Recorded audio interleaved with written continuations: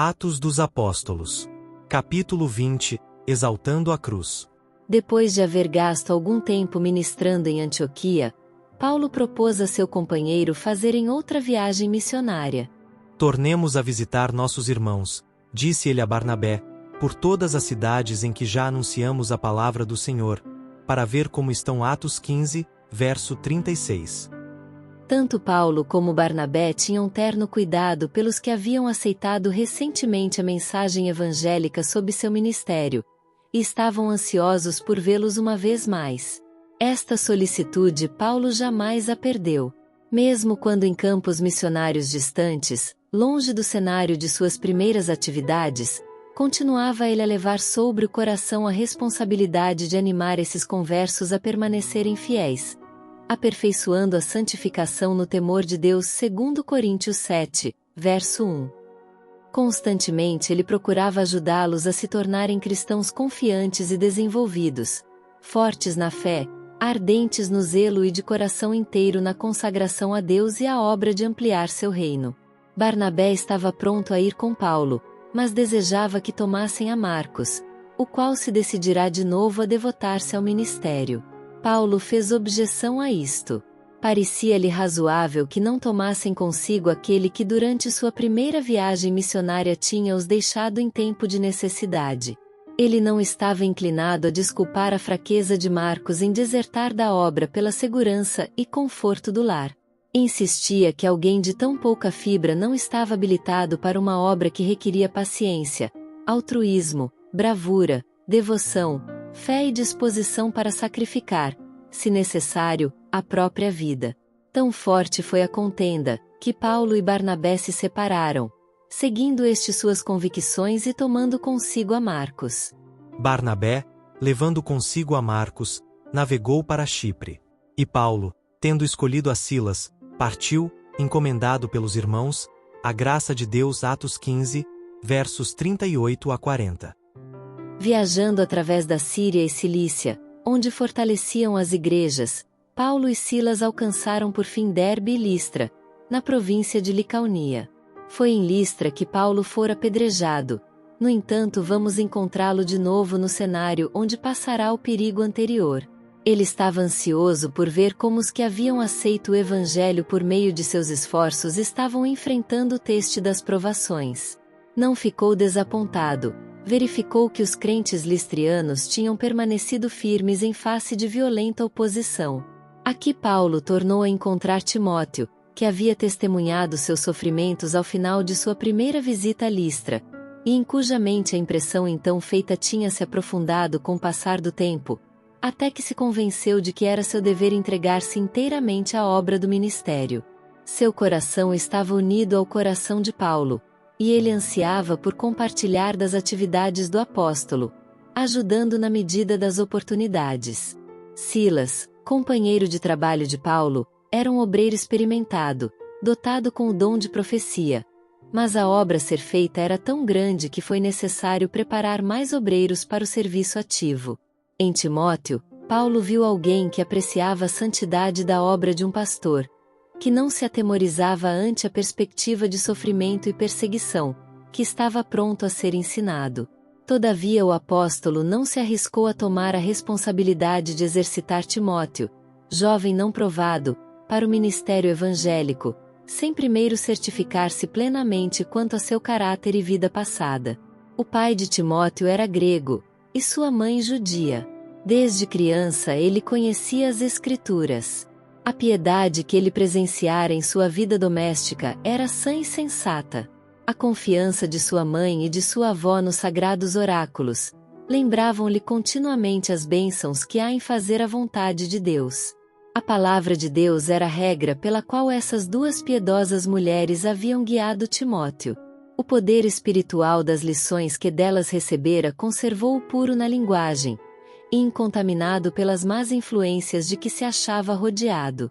Assim a instrução recebida através do lar havia cooperado com Deus em prepará-lo para assumir responsabilidades. Paulo viu que Timóteo era fiel, firme e leal, e escolheu-o como companheiro de trabalho e de viagem. Os que haviam ensinado Timóteo na infância foram recompensados com vê-lo, ao filho de seu cuidado, ligado em íntima associação com o grande apóstolo. Timóteo era um simples jovem quando foi escolhido por Deus para ser um ensinador, mas seus princípios tinham sido tão estabelecidos por sua educação dos primeiros anos, que ele estava apto a ocupar seu lugar como auxiliar de Paulo. E embora jovem, levou suas responsabilidades com humildade cristã. Como medida acauteladora, Paulo aconselhou prudentemente a Timóteo a que se circuncidasse, não que Deus o exigisse, mas a fim de tirar do espírito dos judeus aquilo que poderia servir de objeção ao ministério de Timóteo. Em sua obra, Paulo devia viajar de cidade em cidade, em muitas terras, e teria muitas vezes ocasião de pregar a Cristo em sinagogas judaicas, bem como em outros lugares de reunião. Viesse a ser sabido que um de seus companheiros de trabalho era incircunciso, e sua obra seria grandemente entravada pelo preconceito e fanatismo dos judeus. Em toda parte encontrou o apóstolo determinada oposição e severa perseguição. Ele desejava levar a seus irmãos judeus, bem como aos gentios, o conhecimento do Evangelho, e por essa razão buscava ele, tanto quanto estivesse em harmonia com a fé, remover cada pretexto de oposição. E conquanto fizesse esta concessão ao preconceito judaico, cria e ensinava nada a ser a circuncisão ou incircuncisão, mas o Evangelho de Cristo, este era tudo. Paulo amava Timóteo, seu verdadeiro filho na fé. 1 Timóteo 1, verso 2. O grande apóstolo muitas vezes puxava pelo discípulo mais jovem, interrogando-o acerca da história bíblica, e enquanto viajavam de um lugar para outro, ensinava-lhe cuidadosamente a maneira de trabalhar com êxito. Tanto Paulo como Silas, em todas as suas relações com Timóteo, procuravam aprofundar a impressão que já se fizera em seu espírito quanto à natureza sagrada e séria da obra do ministro evangélico. Em sua obra, Timóteo buscava de Paulo constantemente conselho e instrução. Não agia por impulso, mas consideradamente e com calma reflexão, indagando a cada passo verso: é este o caminho do Senhor? Nele encontrou o Espírito Santo, quem poderia ser moldado e ajustado como templo para a habitação da divina presença. Quando as lições da Bíblia são aplicadas na vida diária, exercem elas profunda e duradoura influência sobre o caráter. Timóteo aprendeu e praticou essas lições.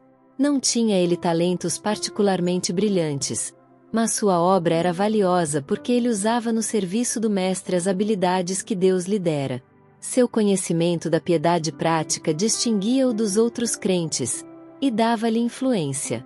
Os que trabalham pelas almas têm de alcançar um conhecimento mais profundo, mais amplo e mais claro de Deus do que pode ser obtido pelo esforço ordinário.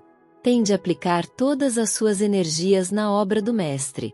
Estão empenhados em alta e santa vocação, e se quiserem ganhar almas como recompensa, precisam apegar-se firmemente a Deus, recebendo diariamente poder e graça da fonte de toda a bênção. Porque a graça de Deus se ha manifestado, trazendo salvação a todos os homens, ensinando-nos que, renunciando à impiedade e às concupiscências mundanas, vivamos neste presente século sóbria, e justa, e piamente, aguardando a bem-aventurada esperança e o aparecimento da glória do grande Deus e nosso Senhor Jesus Cristo, o qual se deu a si mesmo por nós para nos remir de toda a iniquidade, e purificar para si um povo seu especial, zeloso de boas obras. Tito 2, versos 11 a 14. Antes de iniciarem a penetração de novo território, Paulo e seus companheiros visitaram as igrejas que haviam sido estabelecidas na Pisídia e arredores. E, quando iam passando pelas cidades, lhes entregavam, para serem observados, os decretos que haviam sido estabelecidos pelos apóstolos e anciãos em Jerusalém. De sorte que as igrejas eram confirmadas na fé, e cada dia cresciam em número. Atos 16, verso 5. O apóstolo Paulo sentia profunda responsabilidade por essas pessoas convertidas sob seu trabalho. Acima de tudo, ansiava que permanecessem fiéis, para que no dia de Cristo, disse ele, possa gloriar-me de não ter corrido nem trabalhado em vão. Filipenses 2, verso 16. Ele estremecia pelo resultado de seu ministério. Sentia que mesmo sua própria salvação estaria em perigo se falhasse em cumprir seu dever, e se a igreja fracassasse em cooperar com ele na obra de salvar almas. Sabia que apenas a pregação não bastava para educar os crentes para expor a palavra da vida. Sabia que, mandamento sobre mandamento, regra sobre regra, um pouco aqui, um pouco ali, eles precisavam ser ensinados a fazer progresso na obra de Cristo. É princípio universal que sempre que alguém se recusa a usar as faculdades que Deus lhe deu, essas faculdades se debilitam e morrem. A verdade que não é vivida, que não é repartida, perde seu poder de comunicar vida, sua virtude salutar. Esta razão porque o apóstolo temia não ser capaz de apresentar todo o homem perfeito em Cristo. A esperança de Paulo em relação ao céu diminuía quando ele considerava alguma falha de sua parte que pudesse resultar em estar ele dando à igreja um modelo humano em lugar do divino. Seu conhecimento, eloquência, milagres, sua visão das cenas eternas quando levado ao terceiro céu, tudo isto perderia o valor se, por infidelidade em seu trabalho, aqueles por quem ele trabalhou viessem a decair da graça de Deus. Assim, de viva voz e por carta, insistia ele com todos os que haviam aceitado a Cristo, para que prosseguissem no caminho que haveria de capacitá-los a tornarem-se irrepreensíveis e sinceros, filhos de Deus inculpáveis no meio de uma geração corrompida e perversa, como astros no mundo, retendo a palavra da vida. Filipenses 2, versos 15 e 16. Todo verdadeiro pastor sente pesada responsabilidade pelo progresso espiritual dos crentes entregues a seu cuidado, um profundo desejo de que sejam cooperadores de Deus. Ele sente que da fiel execução da tarefa que Deus lhe entregou depende, em grande medida, o bem-estar da igreja.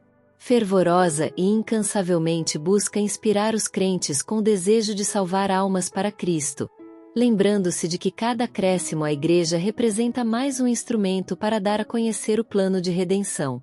Havendo visitado as igrejas da Pisídia e regiões circunvizinhas, Paulo e Silas, juntamente com Timóteo, deram-se pressa em passar pela Frígia e pela província da Galácia, Atos 16, verso 6. Onde com grande poder proclamaram as alegres novas da salvação. Os Gálatas eram dados à adoração de ídolos, mas como os apóstolos lhes pregassem, rejubilaram-se na mensagem que prometia a libertação do cativeiro do pecado.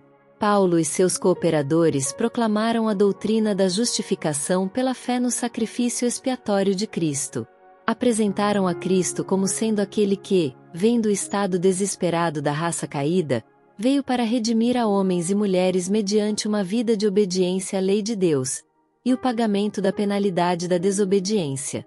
E à luz do madeiro, muitos que nunca dantes haviam conhecido o verdadeiro Deus, começaram a compreender a magnitude do amor do Pai. Assim foram os Gálatas ensinados no que respeita às verdades fundamentais concernentes a Deus Pai e a nosso Senhor Jesus Cristo, o qual se deu a si mesmo por nossos pecados, para nos livrar do presente século mau, segundo a vontade de Deus nosso Pai. Gálatas 1, versos 3 e 4. Pela pregação da fé, receberam o Espírito de Deus, e tornaram-se filhos de Deus pela fé em Cristo Jesus. Gálatas 3, versos 2 e 26. A maneira como Paulo viveu entre os Gálatas foi tal que ele pôde afirmar mais tarde: verso rogo-vos que sejais como eu. Gálatas 4, verso 12. Seus lábios tinham sido tocados com a brasa viva do altar, e ele foi habilitado a sobrepor-se às fraquezas do corpo e a apresentar a Jesus como a única esperança do pecador. Os que o ouviam sabiam que ele havia estado com Jesus. Assistido com o poder do alto, estava capacitado a comparar as coisas espirituais com as espirituais e a demolir as fortalezas de Satanás. Corações eram quebrantados ao apresentar ele o amor de Deus como revelado no sacrifício de seu único filho, e muitos eram levados a perguntar: que devo fazer para salvar-me? Este método de apresentar o Evangelho caracterizou o trabalho do apóstolo através de seu ministério entre os gentios. Conservava sempre diante deles a cruz do Calvário. Não nos pregamos a nós mesmos, declarou ele depois de anos em sua experiência, mas a Cristo Jesus, o Senhor, e nós mesmos somos vossos servos por amor de Jesus. Porque Deus, que disse que das trevas resplandecesse a luz, é quem resplandeceu em nossos corações, para a iluminação do conhecimento da glória de Deus, na face de Jesus Cristo, segundo Coríntios 4, versos 5 e 6. Os consagrados mensageiros que nos primeiros dias do cristianismo levaram as alegres novas da salvação a um mundo a perecer, não permitiam que pensamentos de exaltação própria viessem empanar sua apresentação de Cristo, e este crucificado. Não cobiçavam nem autoridade nem preeminência.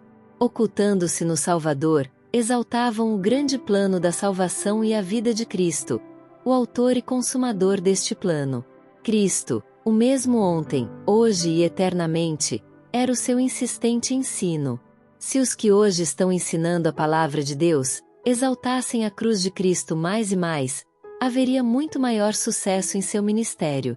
Se os pecadores forem levados a contemplar com fervor a cruz, se alcançarem visão ampla do Salvador crucificado, reconhecerão a profundeza da compaixão de Deus e a malignidade do pecado. A morte de Cristo prova o grande amor de Deus pelo homem. É o penhor de nossa salvação. Remover do cristianismo a cruz seria como apagar do céu o sol. A cruz nos aproxima de Deus, reconciliando-nos com Ele. Com a enternecedora compaixão do amor de um pai, Jeová considera o sofrimento que seu filho teve de suportar para salvar a raça da morte eterna, e nos recebe no amado. Sem a cruz não teria o homem união com o Pai. Dela depende toda a nossa esperança. Daí brilha a luz do amor do Salvador, e quando ao pé da cruz o pecador contempla aquele que morreu para salvá-lo, pode rejubilar-se com grande alegria, pois seus pecados estão perdoados. Ao ajoelhar-se em fé junto à cruz, alcançou ele o mais alto lugar que o homem pode atingir. Por intermédio da cruz aprendemos que o Pai Celestial nos ama com amor infinito. Podemos admirar-nos de haver Paulo exclamado: Longe esteja de mim gloriar-me, a não ser na cruz de nosso Senhor Jesus Cristo? Gálatas 6, verso 14.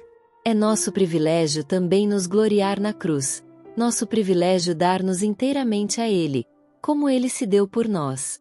Então, com a luz que jorra do Calvário a brilhar em nossa face, podemos sair para revelar esta luz aos que estão em trevas.